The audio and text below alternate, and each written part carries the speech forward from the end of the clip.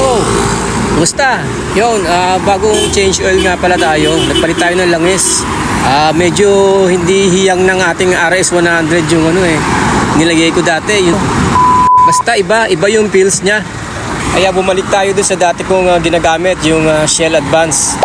Hindi sponsored ng Shell to Shell, baka naman. Siguro ang pinagkaiba yung lapot at lagnaw. Kaya base sa obserbasyon ko, nung balik yung dati niyang lakas.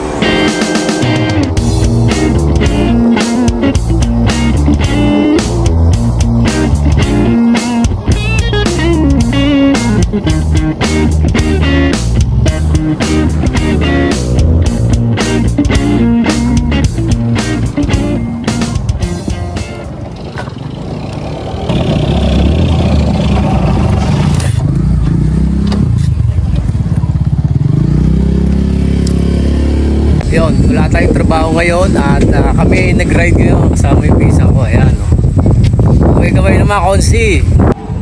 Siyempre dala namin yung kanyang Yamaha FZ 150,000cc.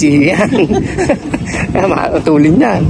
Yun sa akin na yun, yung Yamaha RS 100,000cc. Yan. Kabilis nito. Legendary. Wow!